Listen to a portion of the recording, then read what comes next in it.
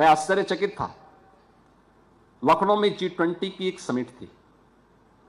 हम लोगों ने एक G20 रोड बनाया, उसकी सजावट की और सजावट करके वहां अच्छे गमले लगाए, सीसीटीवी कैमरे लगाए। मैंने एक दिन देख रहा था, मैं कुछ गमले गायब हो गए थे, तो मैंने देखा मर्सिडीज से आकर के गमला लेकर के जा रहे हैं। अब आप सोचो मर्सिडीज गाड़ी की कीमत क्या है और एक गमले की कीमत क्या होगी, लेकिन वो जल्दी जल्दी भरे जा रहा है। हमने कहा देखो पकड़ेंगे तो भी बेइज्जती है, पूरी सिटी की बेइज्जती होती है, और कार्रवाई न करें तो भी एक अच्छा कार्य जो किया गया है प्रशासन के द्वारा या व्यवस्था के द्वारा वह भी भंग हो रहा है। तो हमने कहा उनको बुला करके केवल एक फुटेज दिखा दो कि देखो भाई कुछ गमले हमारे गायब हुए हैं, सीसीटीवी फुटेज में आपकी गाड़ी आ रही है, आपका फोटो आ रहा है, भाई इतना बोल करके छोड़ देना। ये स्थितियां हैं और इसीलिए मैं आप सबसे कहूंगा संस्थान हमें टेक्नोलॉजी के साथ भी जोड़े, लेकिन साथ साथ उन संस्कारों के साथ भी जोड़े जिसपे एक मजबूत इमारत का निर्माण हमें विकसित भारत के रूप में करना है। याद रखना, विकसित भारत का जो प्रधानमंत्री मोदी जी का विजन है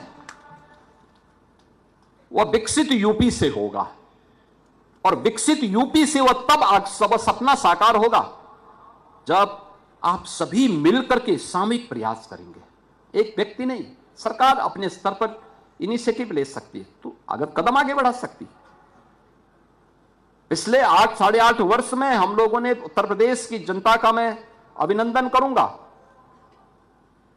कि जिस उत्तर प्रदेश के बारे में लोग कहते थे कि उत्तर प्रदेश नहीं सुधर सकता, क्योंकि मुझे एक लंबे समय तक देश की संसद में भी कार्य करने का अवसर प्राप्त हुआ और मैं अक्सर देखता था भारत सरकार के जब आंकड़े आते थे उन आंकड़ों में उत्तर प्रदेश का कहीं नाम नहीं होता था। उत्तर प्रदेश बॉटम 5 में रहता था।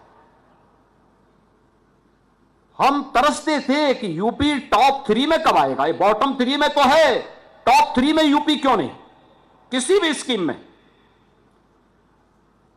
2017 में जब हमें अवसर प्राप्त हुआ, हम लोगों के मन में एक भाव आया कि वास्तव में यूपी टॉप 3 में क्यों नहीं हो सकता।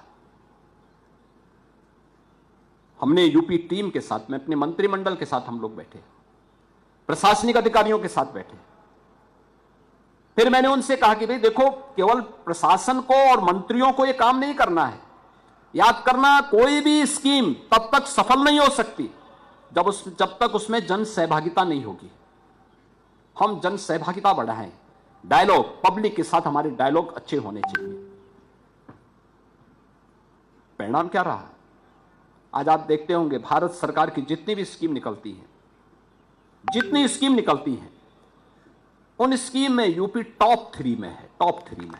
आज यूपी पीछे नहीं है किसी भी उसमें। आप देखेंगे यूपी आज देश के अंदर अपनी पहचान के लिए मोहताज नहीं है। प्रयास करने से सब कुछ हो सकता है, लेकिन इसके लिए हमें समाधान पे विचार करना होगा।